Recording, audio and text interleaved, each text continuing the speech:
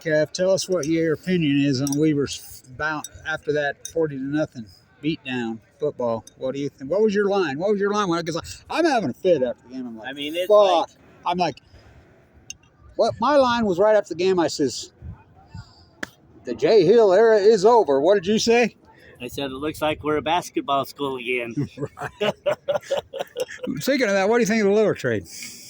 That was interesting. I think it's,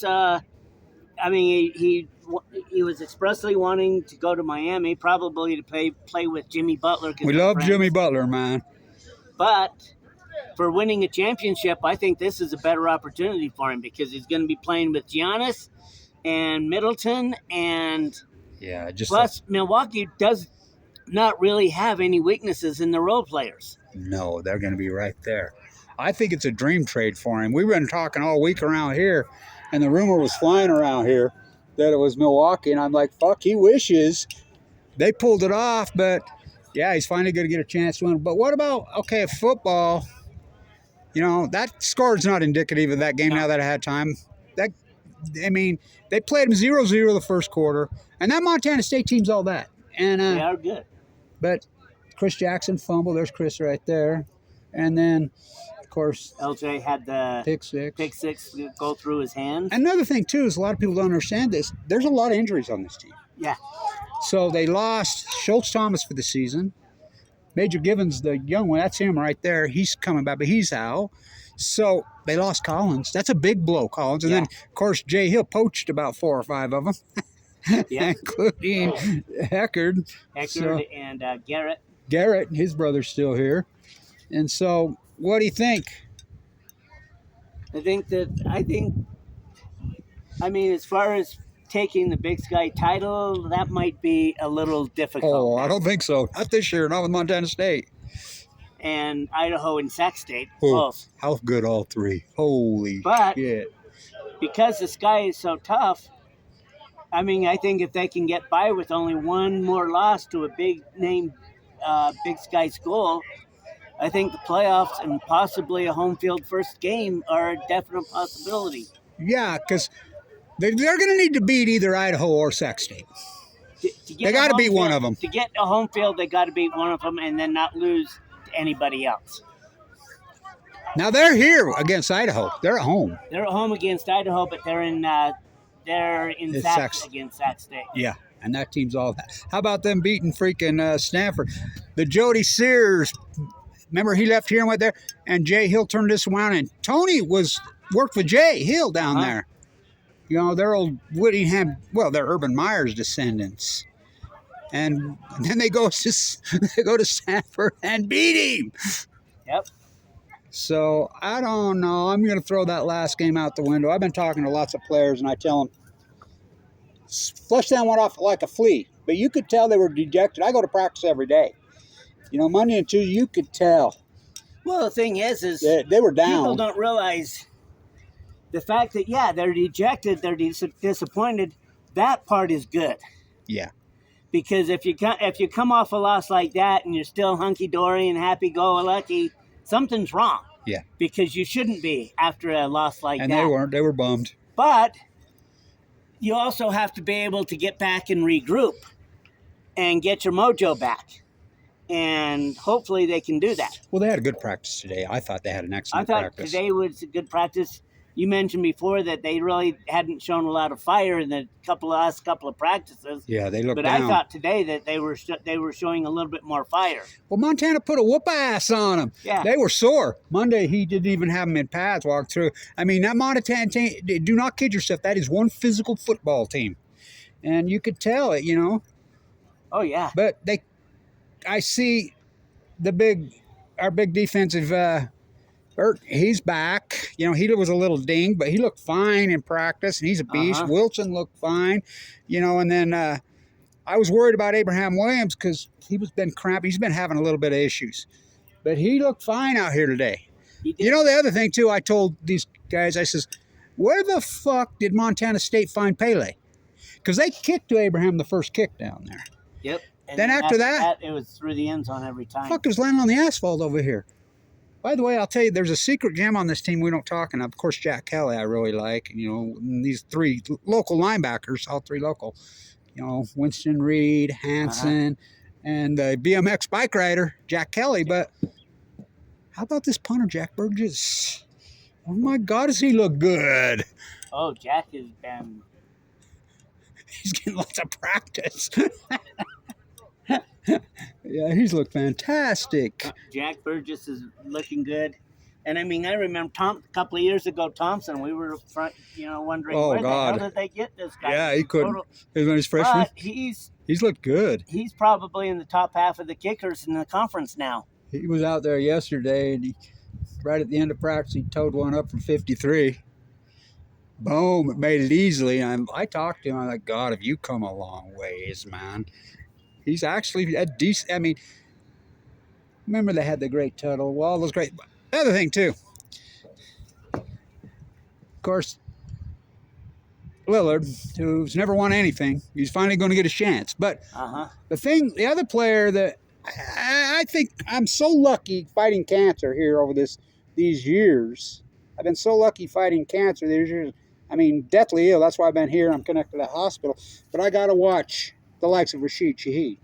I got to like the likes of, Jarek Harding, Jonah Williams, Alex Rodriguez, TJ. I got to watch Jay Hill turn the shiny. But how about Rashid Shaheed? Now, who on this campus knew what he was from the beginning? You and me, and that's basically it. You ain't just shitting. Remember when I used to ask him right there and say, hey, you go by Rashad or Rashid? I remember when he was young asking. I says, Rashad's the name. He says, no, it's Rashid. I says, well, what do you think of us calling you the Rocket? I like it. So how about the punt return? How good was that? Oh, that was... We named him right when we named him Lightning, right? I mean, that punt return... Oh, it was electric. It was electric. But the thing is you brought up some things because I was overlooking the stats. Now, I was working, so I didn't get to watch the game like you did. Yeah. But I looked over and I couldn't, they didn't have hardly any targets or... Yeah, they didn't. He wasn't in the game. And I'm thinking, after the success he's had the last couple of weeks, I mean, essentially winning that game for him, 2 weeks in a row. Yeah.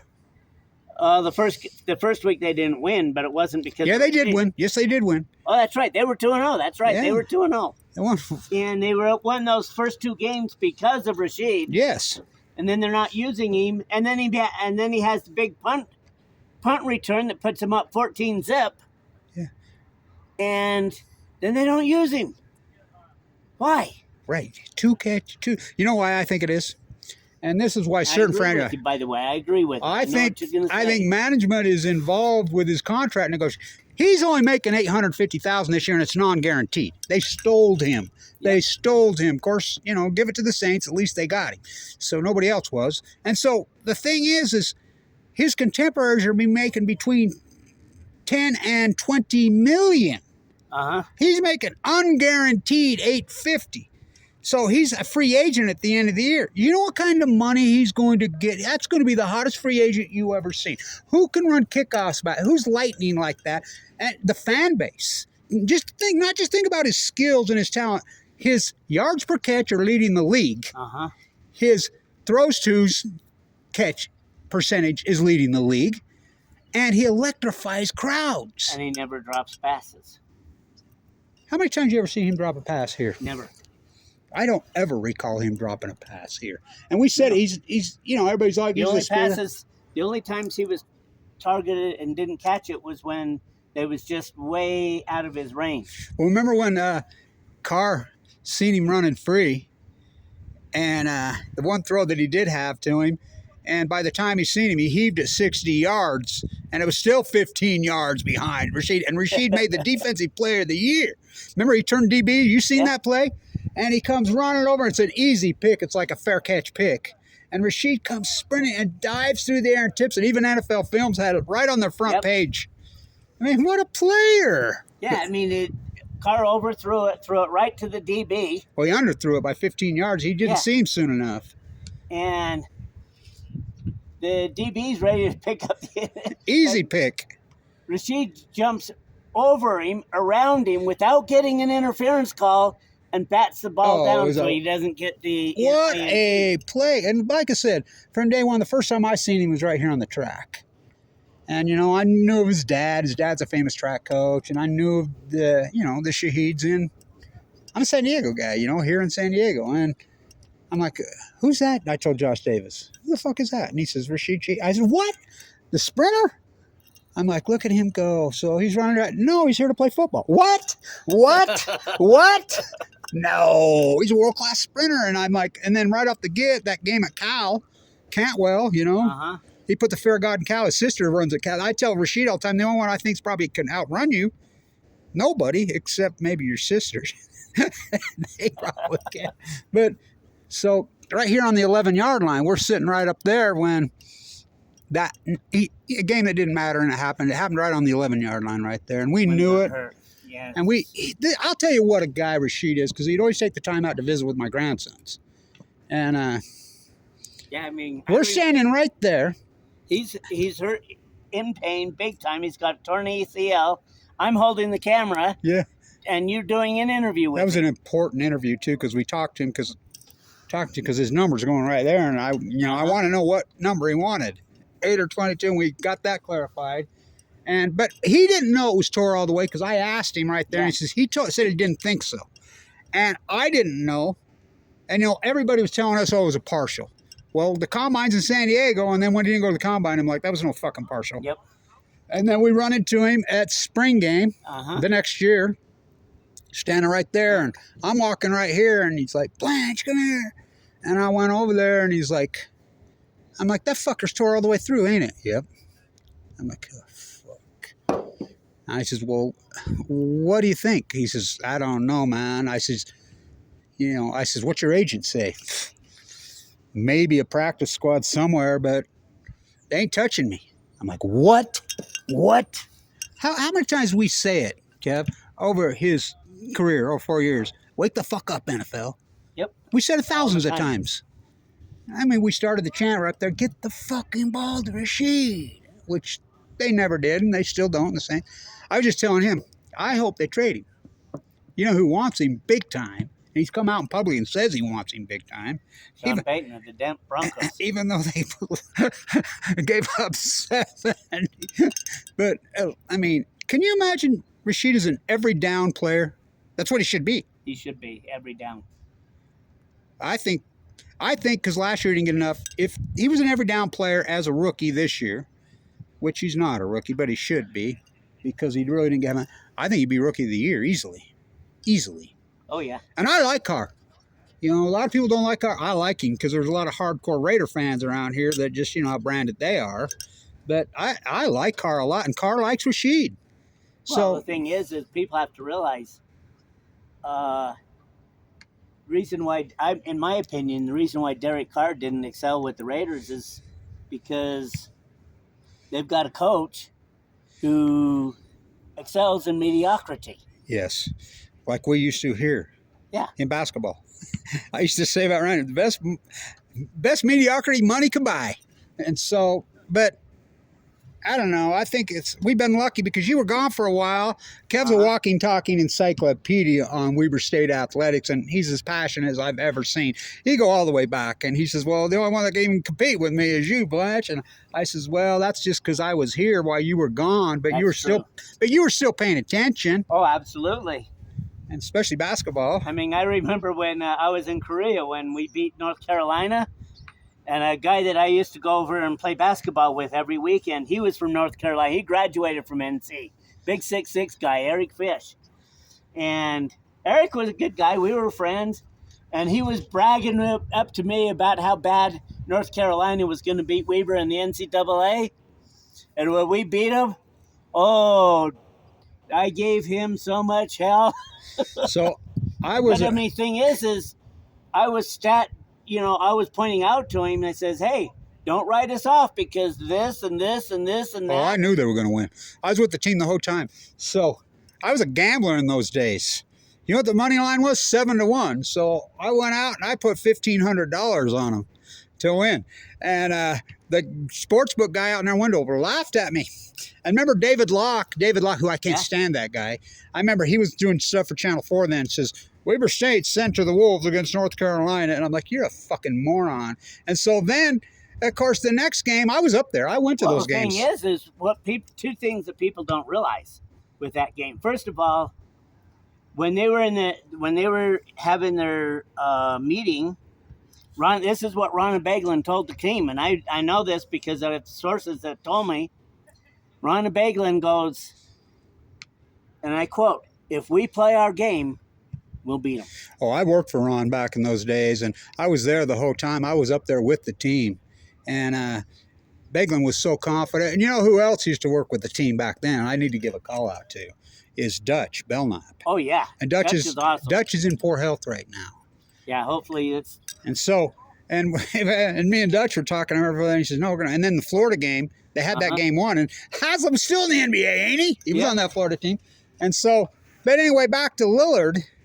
You know, he lost the Big Sky Championship game here twice. Not his fault, but he's never had a chance. He's got a chance now, baby.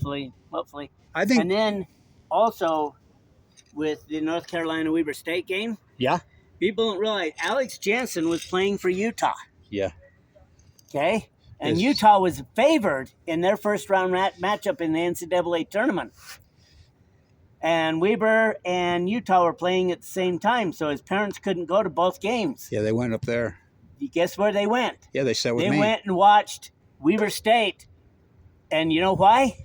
And from what I understand, because they had more confidence that Weber was going to beat North Carolina than they did Utah was going to win. I sat with Judge Jensen in that game. I got pictures. That's who I sat with. And he was all fired. I really think that could have been a Final Four team if they'd have got through Florida. They were that good because Florida was a Final Four team. Yep, Florida did make the Final Four. And Weber had them beat, and they lost in overtime. They actually lost in regulation on a free throw.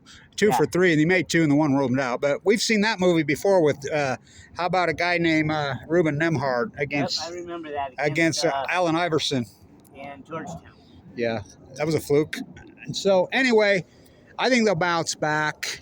And I'm thrilled for Lillard. I'm not a fan of what Lillard's done with his money and his sports merchandising, but he deserves – I've always been a fan of his game. He deserves a chance to win. And he didn't get a chance to win here in the 2 championship games at Weber State. And Portland, forget about it up there. This is a slam on Randy Ray, but he would have won 2 championships here had it not been for Randy Ray. Absolutely. I did the play-by-play. I'm sitting back there. I threw my headset across the fucking thing. I'm screaming, get the fucking ball to Lillard. Get the ball. He led the country in free throws that year, and they took the ball out of his hands. Well, he kept Franklin Sessions in there, who was a bricklayer from the free throw line. Yep. What was he? I think he was something like 1 for 7 or 1 for 10 or 12, something like that game. And he missed a bunch of front ends. And he got out coached. Randy got out coached. What's his name? Absolutely. Wayne Tinkle. Tinkle was the coach at that time. Tinkle, I could hear him over there. As soon as the ball leaves Lillard's hand, foul. And then, of course, Anthony Johnson went crazy, never missed a free throw and a field goal in the end. Said he had an out-of-body experience, but like you said, it was the free throws that missed. And Lillard never – I remember Lillard looking back, and I'm screaming. And he's just looking back. And then the next year up in Montana, Cherry got his whole nemesis. But he's going to get a chance to win his first championship now. And he doesn't have to go against Will Cherry. I wonder what Will Cherry's got to say about that. I'd like to talk to him. Montana recruited him just to beat freaking Lillard. And he did. True. That is true. So, all right. So, what is the prediction over North Colorado? I think if we play the way we're capable of playing, this should be at least a 2 or 3 touchdown game. If we don't... Well, what did I say before the Montana game? As Bankson goes, this team is going to go. Yep. He's the guy. And, they don't have Schultz-Thomas. They don't have McMillan. They're both gone. And Schultz-Thomas ACL out. McMillan left, went to Eastern Michigan. And but Bankson's very capable. Montana had him so bottled up he couldn't go nowhere. And, we didn't get to see Weiser's. Fuck, they were all over him like stink on shit. And we didn't get to see Abraham Williams either in this great special teams. Yeah, and the thing is Northern Colorado is not one of the better teams in the conference, but they're still decent. So they're decent. I mean, there isn't a team in the Big Sky that's bad. No, even Cal Poly's not that bad. No, it's it's the conference this year. But they're not Montana State. No, nobody is. And maybe so Dakota. if Bankston can get loose and they can get some rhythm going, this could be a good bounce back game for them. Yeah, I think so. And they'll need that because the following week, who do we have at home? Idaho, right? It's either Idaho. It could be Idaho State, but no, it isn't Idaho yet. Yeah, you're right. Because we played Idaho State up there this year, and then. You sure? Yep, positive. And then that's right, because it was November 4th. We play up there. That's right. The only reason I remember that's when Rashid broke the all-time record, and we were there. 2 years ago. That was. And thank God we got that in a video. And the only reason we got a video is you wouldn't let me have another beer. Because they served beer in the stadium, good beer. And I'm like, I'm going to get beer. And he said, no, you had enough. So you made me stay, and I'm glad because I would have never got that on video. And by the way, I got Rashid after the game to sign those tickets. I have an 8x10 glossy photograph that, what's his name, our great photographer took. That Robert Casey, yeah. Rashid signed for me. So, and I got the football signed by him, the whole works. So, anyway, all right. But don't count. I mean, throw that 40, like I tell the players. I mean, throw that thing away. One last thing. Well, the thing is when you look at that was a 40-point loss. Well, if it would have been 40-39, that's a 1-point loss. Yeah. It's still a loss. Yeah. And it goes as an L, the same as if you lose by 40 or if you lose by 1. Well, like Mickey, I told the coaches, I says, well, I remember Jay Hill's first year. Of course, he took over a great program. Jay Hill took over the sorriest ass, nastiest, rotten, dirty, corrupt thing I ever saw. A Jody Sears shithole. People should have went to jail, and the death sentence on, but it shows you. And like I said, somebody's badmouthed Jay Hill to me over there. You heard me. I will fight him. I will fight him. Jay Hill turned this culture around by recruiting local players. And, I mean, no matter, even if he's down there at Brand X, BYU, who I can't stand, we still love that guy. Oh, yeah. Absolutely. Man. So, go Rashid on Sunday. Winston to Rashid. And if you're not going to fucking play him, what did we used to say up there? What was Get the ball to Rashid. Well, it was get the fucking ball to Rashid. We had the whole crowd cheering. But I know you. So, anyway. I have my moments when I use foul language, but not quite as much as you do. That ain't foul. Yeah, it's football, baby. I will see you at the D Event Center here, ASAP too. So, what about one guy? What about Big Paul? Are you going to screw us again like you did last year? What about? I've changed his name for the 4th time now. Dillion Dantley. No, Dillion Dantley Magic Jones. He's a blend between Adrian Dantley and Magic Johnson. And here's my prediction, him in the NBA. This is my prediction. He's going first round. And as long as he stays healthy, and they're going to be good. My prediction is, because the Celtics want him so bad, my prediction, the Lakers draft him in front of the Celtics because they'll be shitty this year, and they're going to get a higher pick.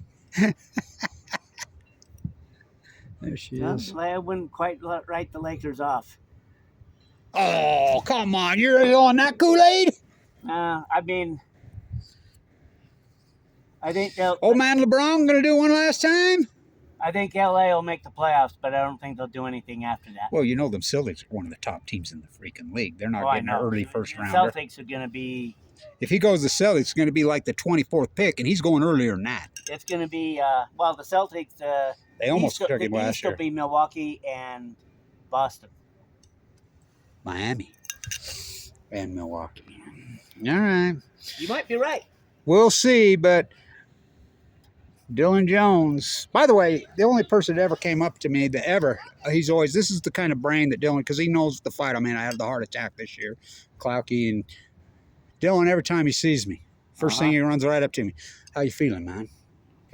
You know, the rest of these assholes on this campus don't give a shit, you know, because, well, we love the basketball team, though. Those guys are all great. Dillon's the man. He's awesome. I mean, even with me, I mean, I have my limping with my feet and everything. Yeah. Dillon always does the same thing to me. How you feeling? How you doing? How you? Yeah, he's just a great person, man. He always has been from day one. He's in his own other world, right? He's in his own little world of his own, but he just knew it. You know, and he's developed here. It isn't like this just happened overnight. When he first got here, knocked out the referee accident, you know. And he wasn't what he is now. He's worked at this. He's worked hard at it, you know, kind of like Lillard did. Of course, we knew what Lillard was this special talent when he first got here, but I still say the greatest player that ever played here. You can argue until the cows come home. Jerry Carding. All right, we'll cut that. Well, I think by the time this next year ends, it'll be Dillon. I think we'll be saying it's Dillon. I hope you're right. All right, stay tuned.